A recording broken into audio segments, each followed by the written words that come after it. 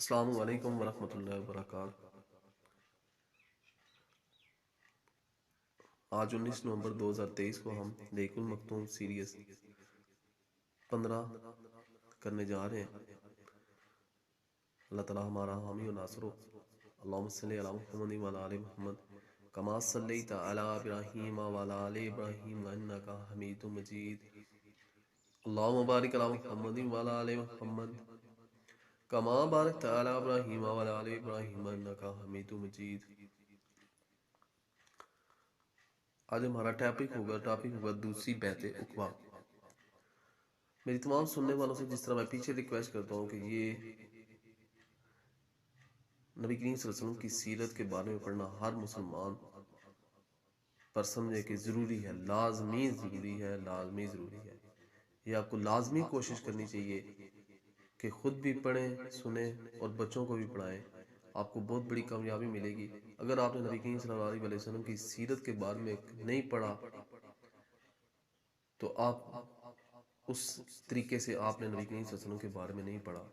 آپ نے بس خالی چند حدیثیں سن لی، کلمہ پڑھ لیا، چند حدیثیں سن لی، پریکٹیکل آپ کو نہیں پتا ہوگا کہ نبی کریم صلی اللہ علیہ وسلم کے راستے میں کس طرح کتنی مشکلات آئیں، کیا معاملات ہوئے، کس طرح جنگیں ہوئیں، کس طرح نبی کریم صلی اللہ علیہ وسلم کی پیدائش، بچپن کے معاملات۔ تو یہ بہت اچھی سیریز ہے۔ اپنی زندگی کے معاملات میں سے چند ٹائم نکالیں اور نبی کریم صلی اللہ علیہ وسلم کی سیرت کے بارے میں پڑھیں تو آپ کو پتہ چلے گا، آپ کی آنکھیں کھلی رہ جائیں گی۔ یہ ہم 20 منٹ کے سیشن بھی بنا رہے ہیں۔ اگر آپ کی زیادہ مصروفیات ہے تو آپ اس کو چلتے بیٹھتے سوتے ہوئے بھی 20 منٹ کے یہ کلپ سن سکتے ہیں۔ اللہ تعالیٰ ہمارا حامی ناصر ہو۔ دوسری بیعت عقبہ نبوت کے 13ویں سال موسم حج میں یثرب کے 70 سے زیادہ مسلمان فریضہ حج کی ادائیگی کے لیے مکہ تشریف لائے۔ یہ اپنی قوم کے مشرک حاجیوں میں شامل ہو کر آئے تھے اور ابھی یثرب میں ہی تھے کہ یا مکے کے راستے میں ہی تھے کہ آپس میں ایک دوسرے سے پوچھنے لگے کہ ہم کب تک رسول اللہ صلی اللہ علیہ وسلم کو یوں ہی مکے کے پہاڑوں میں چکر کاٹتے، ٹھوکریں کھاتے اور خوفزدہ کیے جاتے چھوڑے رکھیں گے۔ پھر جب یہ مسلمان مکہ پہنچ گئے تو در پردہ نبی کریم صلی اللہ علیہ وسلم کے ساتھ سلسلہ اور رابطہ شروع کیا اور آخرکار اس بات پر اتفاق ہو گیا کہ دونوں فریق ایام تشریق کے درمیانی دن 12 ذی الحجہ کو منہ میں جمرہ الاولیٰ یعنی جمرۃ العقبہ کے پاس جو گھاٹی ہے اس میں جمع ہوں اور یہ اجتماع رات کی تاریکی میں بالکل خفیہ طریقے پر ہو۔ آئیے اب اس تاریخی اجتماع کے حوال انصار کے ایک قائد کی زبانی سنیں کہ یہی وہ اجتماع ہے جس نے اسلام اور بت پرستی کی جنگ میں رفتار زمانہ کا رخ موڑ لیا۔ حضرت کعب بن مالک رضی اللہ عنہ فرماتے ہیں ہم لوگ حج کے لیے نکلے۔ رسول اللہ صلی اللہ علیہ وسلم ایام تشریق کے درمیانی روز عقبہ میں ملاقات طے ہوئی اور بالآخر وہ رات آ گئی جس میں رسول اللہ صلی اللہ علیہ وسلم ملاقات طے تھی۔ ہمارے ساتھ ہمارے ایک معزز سردار عبداللہ بن حرام بھی تھے جو بھی اسلام نہ لائے تھے۔ ہم نے ان کو ساتھ لے لیا، ورنہ ہمارے ساتھ ہماری قوم کے جو مشرکین تھے ہم ان سے اپنا سارا معاملہ خفیہ رکھتے تھے۔ مگر ہم نے عبداللہ بن حرام سے بات چیت کی اور کہا ہے ابو جابر آپ ہمارے ایک معزز اور شریف سربراہ ہیں اور ہم آپ کو آپ کی موجودہ حالت سے نکالنا چاہتے ہیں تاکہ آپ کل کلاں کو آگ کا ایندھن نہ بن جائیں۔ اس کے بعد ہم نے انہیں اسلام کی دعوت دی اور بتلایا کہ آج عقبہ میں رسول اللہ صلی اللہ علیہ وسلم سے ہماری ملاقات طے ہے۔ انہوں نے اسلام قبول کر لیا اور ہمارے ساتھ عقبہ میں تشریف لے گئے اور نقیب بھی مقرر ہوئے۔ حضرت کعب رضی اللہ عنہ واقعے کی تفصیلات بیان کرتے ہوئے فرماتے ہیں کہ ہم لوگ حسب دستور اس رات اپنی قوم کے ہمراہ اپنے ڈیروں میں سوئے، لیکن جب تنہائی رات گزر گئی تو اپنے ڈیروں سے نکل کر رسول اللہ صلی اللہ علیہ وسلم کے ساتھ طے شدہ مقام پر جا پہنچے۔ ہم اس طرح چپکے دبا کر نکلتے تھے جیسے چڑیا گھونسلے سے سکڑ کر نکلتی ہے، یہاں تک کہ ہم سب عقبہ میں جمع ہو گئے۔ ہماری کل تعداد 75 تھی، 73 مرد اور 2 عورتیں، ایک عمارہ رضی اللہ عنہ اور ایک نصیبہ بنت کعب رضی اللہ عنہ جو قبیلہ بنو مازن بن نجار سے تعلق رکھتی تھی، اور دوسری منی رضی اللہ عنہ اسما بنت عمرو تھی جن کا تعلق قبیلہ بنو سلمہ سے تھا۔ ہم سب کاٹھی میں جمع ہو کر رسول اللہ صلی اللہ علیہ وسلم کا انتظار کرنے لگے اور آخر وہ لمحہ آئی کیا جب آپ تشریف لائے۔ آپ صلی اللہ علیہ وسلم کے ساتھ آپ کے چچا حضرت عباس بن مطلب رضی اللہ عنہ بھی تھے۔ وہ اگرچہ ابھی تک اپنی قوم کے دین پر تھے مگر چاہتے تھے کہ اپنے بھتیجے کے معاملے میں موجود رہیں اور ان کے لیے پختہ اطمینان حاصل کرنے سب سے پہلے بات بھی انہی نے شروع کی۔ گفتگو کا آغاز عباس رضی اللہ عنہ کی طرف سے معاملے کی نزاکت کی تشریح مجلس مکمل ہوگی تو دینی اور فوجی تعاون کے عہد و پیمان کو قطعی اور آخری شکل دینے کے لیے گفتگو کا آغاز ہوا۔ رسول اللہ صلی اللہ علیہ وسلم کے چچا حضرت عباس رضی اللہ عنہ نے سب سے پہلے زبان کھولی۔ ان کا مقصود یہ تھا کہ وہ پوری صلاح کے ساتھ ذمہ داری کی نزاکت واضح کر دیں جو اس عہد و پیمان کے نتیجے میں ان حضرات کے سر پڑنے والی تھی۔ چنانچہ انہوں نے کہا، حضرت کے لوگوں، عام اہل عرب انصار کے دونوں ہی قبیلے یعنی خزرج اور اوس کو خزرج ہی کہتے ہیں۔ ہمارے اندر محمد صلی اللہ علیہ وسلم کی جو حیثیت ہے وہ تمہیں معلوم ہے۔ ہماری قوم کے جو لوگ دینی نقطہ نظر سے ہمارے ہی جیسے رائے رکھتے ہیں، ہم نے محمد صلی اللہ علیہ وسلم کو ان سے محفوظ رکھا ہے۔ وہ اپنی قوم اور اپنے شہر میں قوت و عزت اور طاقت و حفاظت کے اندر ہے، مگر اب وہ تمہارے یہاں جانے اور تمہارے ساتھ لاحق ہونے پر مصر ہے۔ لہذا اگر تمہارا یہ خیال ہے کہ تم انہیں جس چیز کی طرف لا رہے ہو اسے نبھا لو گے اور انہیں ان کے مخالفین سے بچا لو گے، تب تو ٹھیک ہے، تم نے جو ذمہ داری اٹھائی ہے اسے تم جانو۔ لیکن اگر تمہارا یہ اندازہ ہے کہ تم انہیں اپنے پاس لے جانے کے بعد ان کا ساتھ چھوڑ کر کنارہ کش ہو جاؤ گے، تو پھر ابھی سے انہیں چھوڑ دو، کیونکہ وہ اپنی قوم اور اپنے شہر میں بہرحال عزت و حفاظت سے ہیں۔ حضرت کعب رضی اللہ عنہ کہتے ہیں کہ ہم نے حضرت عباس رضی اللہ عنہ سے کہا کہ آپ کی بات ہم نے سن لی، اب اے اللہ کے رسول صلی اللہ علیہ وسلم، آپ صلی اللہ علیہ وسلم گفتگو فرمائی اور اپنے لیے اور اپنے رب کے لیے جو عہد و پیمان پسند کریں لیجیے۔ اس جواب سے پتہ چلتا ہے کہ اس عظیم ذمہ داری کو اٹھانے اور اس کے پرخطر نتائج کو جھیلنے کے سلسلے میں انصار کے عزم محکم، شجاعت و ایمان اور جوش و اخلاص کا کیا حال تھا۔ اس کے بعد رسول اللہ صلی اللہ علیہ وسلم نے گفتگو فرمائی۔ آپ صلی اللہ علیہ وسلم نے پہلے قرآن کی تلاوت کی، اللہ کی طرف دعوت دی اور اسلام کی ترغیب دی۔ اس کے بعد بیعت ہوئی۔ بیعت کی دفعات۔ بیعت کا واقعہ امام احمد رحمۃ اللہ علیہ نے حضرت جابر رضی اللہ عنہ سے تفسیر کے ساتھ روایت کیا۔ حضرت جابر رضی اللہ عنہ کا بیان ہے کہ ہم نے عرض کیا، اے اللہ کے رسول صلی اللہ علیہ وسلم، ہم آپ صلی اللہ علیہ وسلم سے کس بات پر بیعت کریں؟ آپ صلی اللہ علیہ وسلم نے فرمایا، اس بات پر کہ چستی اور سستی ہر حال میں بات سنو گے اور مانو گے، تنگی اور خوشحالی ہر حال میں مال خرچ کرو گے، بلائی کا حکم دو گے اور برائی سے روکو گے، اللہ کی راہ میں اٹھ کھڑے ہوگے اور اللہ کے معاملے کسی ملامت گھر کی ملامت کی پرواہ نہ کرو گے، اور جب میں تمہارے پاس آ جاؤں گا تو میری مدد کرو گے، اور جس چیز سے اپنی جان اور اپنے بال بچوں کی حفاظت کرتے ہو اس سے میری حفاظت کرو گے، اور تمہارے لیے جنت ہے۔ حضرت کعب رضی اللہ عنہ کی روایت ہے جسے ابن اسحاق نے ذکر کیا، صرف آخری دفعہ 5 کا ذکر ہے۔ چنانچہ اس میں کہا گیا کہ رسول اللہ صلی اللہ علیہ وسلم نے قرآن کی تلاوت، اللہ کی طرف دعوت اور اسلام کی ترغیب دینے کے بعد فرمایا، میں تم سے اس بات پر بیعت لیتا ہوں کہ تم اس چیز سے میری حفاظت کرو گے جس سے اپنے بال بچوں کی حفاظت کرتے ہو۔ اس پر حضرت براء بن معرور رضی اللہ عنہ نے آپ صلی اللہ علیہ وسلم کا ہاتھ پکڑا اور کہا، ہاں، اس ذات کی قسم جس نے آپ صلی اللہ علیہ وسلم کو نبی برحق بنا کر بھیجا ہے، ہم یقیناً اس چیز سے آپ صلی اللہ علیہ وسلم کی حفاظت کریں گے جس سے اپنے بال بچوں کی حفاظت کرتے ہیں۔ لہٰذا اے اللہ کے رسول صلی اللہ علیہ وسلم، آپ صلی اللہ علیہ وسلم ہم سے بیعت لیجیے، ہم خدا کی قسم جنگ کے بیٹے ہیں اور ہتھیار ہمارا کھلونا ہے، ہماری یہی ریت باپ دادا سے چلی آ رہی ہے۔ حضرت کعب رضی اللہ عنہ کہتے ہیں کہ حضرت براء رسول اللہ صلی اللہ علیہ وسلم سے بات کر ہی رہے تھے کہ ابو الحسین بن تہان رضی اللہ عنہ نے بات کاٹتے ہوئے کہا، ہے اللہ کے رسول صلی اللہ علیہ وسلم، ہمارے اور کچھ لوگ یعنی یہود کے درمیان عہد و پیمان کی رسیاں ہیں اور اب ہم ان رسیوں کو کاٹنے والے ہیں، تو کہیں ایسا تو نہیں ہوگا کہ ہم ایسا کر ڈالیں، پھر اللہ آپ صلی اللہ علیہ وسلم کو غلبہ و ظہور عطا فرمائے تو آپ صلی اللہ علیہ وسلم ہمیں چھوڑ کر اپنی قوم کی طرف پلٹ آئیں۔ یہ سن کر رسول اللہ صلی اللہ علیہ وسلم نے تبسم فرمایا، پھر فرمایا، نہیں، بلکہ آپ لوگوں کا خون میرا خون اور آپ لوگوں کی بربادی میری بربادی ہے۔ میں آپ سے ہوں اور آپ مجھ سے ہیں، جس سے آپ جنگ کریں گے اس سے میں جنگ کروں گا، اور جس سے آپ صلح کریں گے اس سے میں صلح کروں گا۔ خطرناک کی بیعت کی مقررہ یاددہانی۔ بیعت کی شرائط کے متعلق گفت و شنید مکمل ہو چکی اور لوگوں نے بیعت شروع کرنے کا ارادہ کیا تو صف اول کے درمیان دو مسلمان سن 11 نبوت اور سن 12 نبوت کے ایام حج میں مسلمان ہوئے تھے، یکے بعد دیگرے اٹھے تاکہ لوگوں کے سامنے ان کی ذمہ داری کی نزاکت اور خطرناکی کو اچھی طرح واضح کر دیں۔ یہ لوگ معاملے کے سارے پہلوؤں کو اچھی طرح سمجھ لینے کے بعد ہی بیعت کریں۔ اس سے یہ بھی پتہ لگانا مقصود تھا کہ قوم کس حد تک قربانی دینے کے لیے تیار ہے۔ ابن اسحاق کہتے ہیں جب لوگ بیعت کے لیے جمع ہو گئے تو حضرت عباس بن عبادہ رضی اللہ بن ندلہ نے کہا، تم لوگ جانتے ہو کہ ان سے اشارہ نبی کریم کی طرح کس بات پر بیعت کر رہے ہو؟ جی ہاں کی آوازوں پر حضرت عباس رضی اللہ عنہ نے کہا، تم ان سے سرخ اور سیاہ لوگوں سے جنگ پر بیعت کر رہے ہو۔ اگر تمہارا یہ خیال ہے کہ جب تمہارے اموال کا صفایا کر دیا جائے گا اور تمہارے اشراف قتل کر دیے جائیں گے تو تم ان کا ساتھ چھوڑ دو گے تو ابھی سے چھوڑ دو، کیونکہ اگر تم نے انہیں لے جانے کے بعد چھوڑ دیا تو یہ دنیا اور آخرت کی رسوائی ہوگی۔ اور اگر تمہارا یہ خیال ہے کہ تم مال کی تباہی اور اشراف کے قتل کے باوجود عہد نبھاؤ گے جس کی طرف تم نے انہیں بلایا ہے، تو پھر بے شک تم انہیں لے لو، کیونکہ یہ خدا کی قسم دنیا اور آخرت کی بلائی ہے۔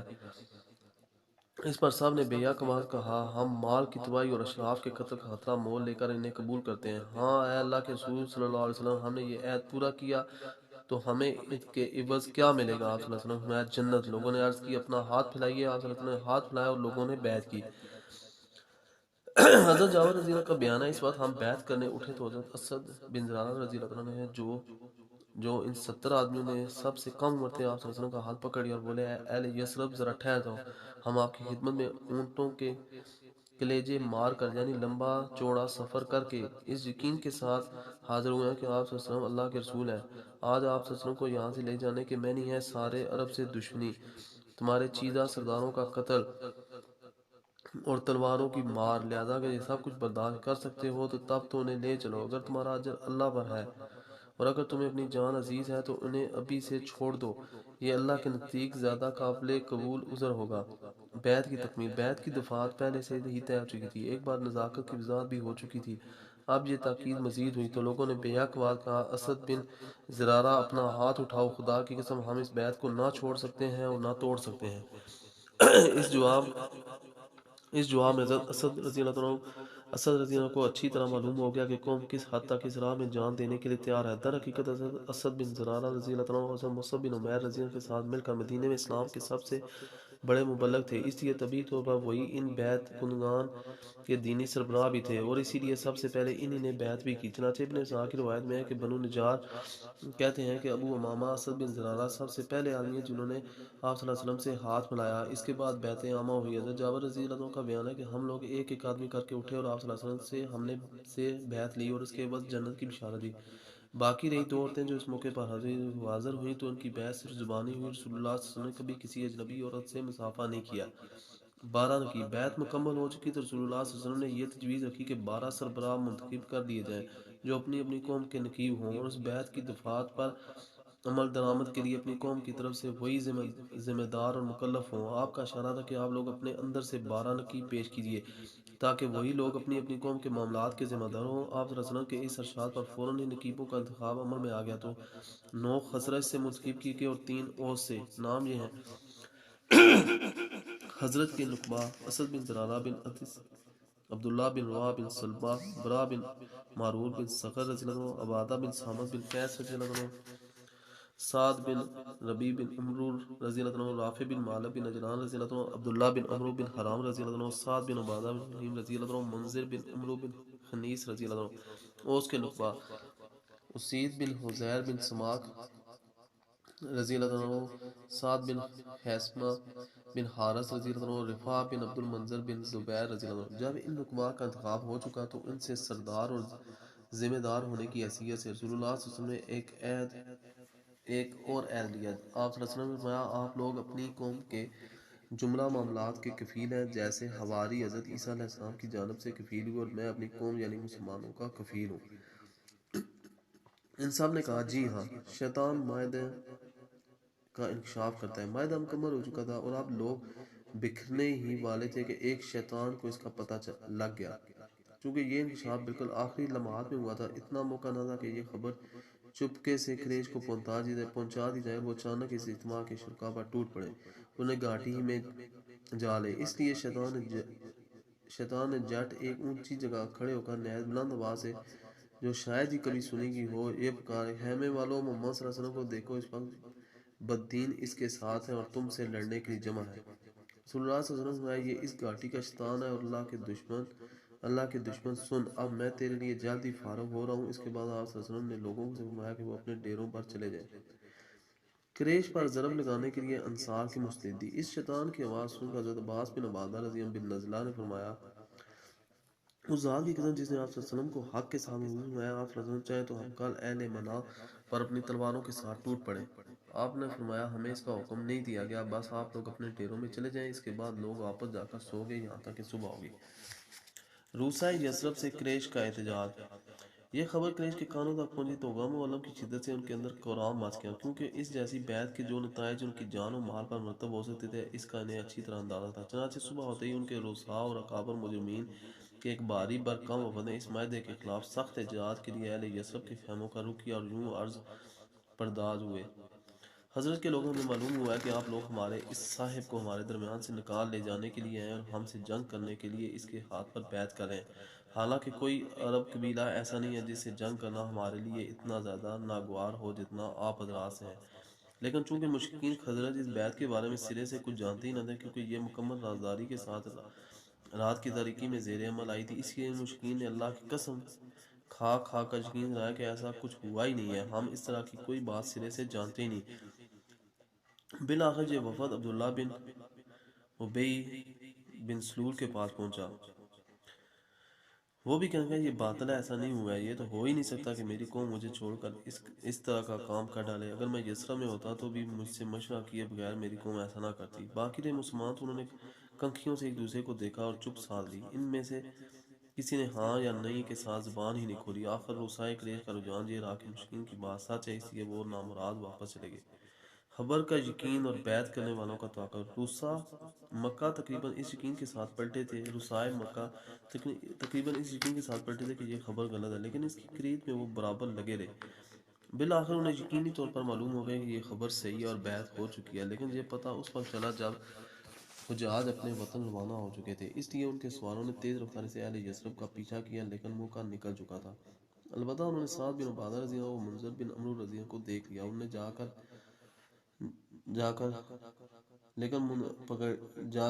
لے لیا، لیکن منذر بن زیادہ تیز رفتار ثابت ہوئے اور نکل بھاگے۔ البتہ سعد بن عبادہ رضی اللہ عنہ سعد پکڑے گئے اور ان کا ہاتھ گردن کے پیچھے انہی کے کجاوے کی رسی سے باندھ دیا گیا، پھر انہیں مارتے پیٹتے اور بال نوچتے ہوئے مکہ لے جایا گیا، لیکن وہاں مطعم بن عدی اور حارث بن حرب بن امیہ نے آ کر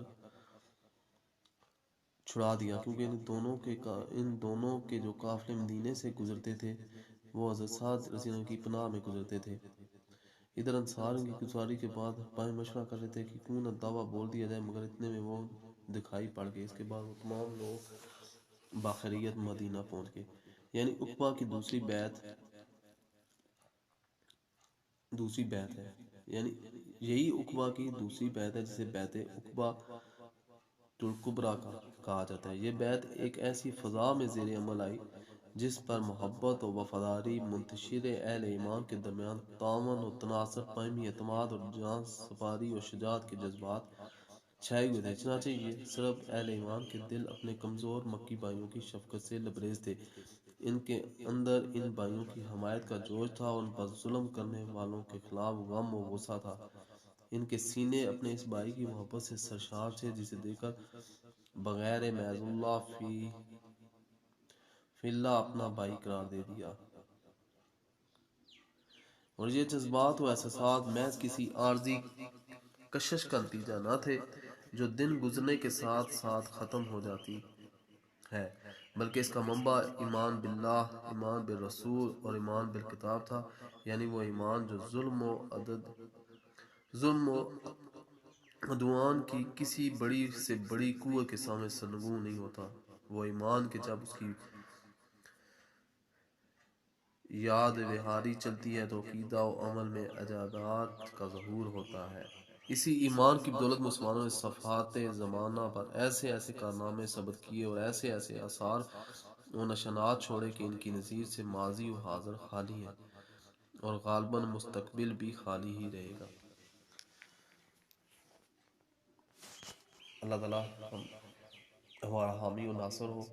ہم نے جو کچھ پڑھا سنا، اس میں جو غلطی کوتاہی ہوگی اللہ تعالیٰ معاف فرمائے۔ اللہ تعالیٰ ہمیں نبی کریم صلی اللہ علیہ وسلم اور صحابہ کرام اور اہل بیت کے طریقہ کار پر چلنے کی توفیق عطا فرمائے۔ اللہ تعالیٰ ہمیں برے لوگوں کے شر سے اور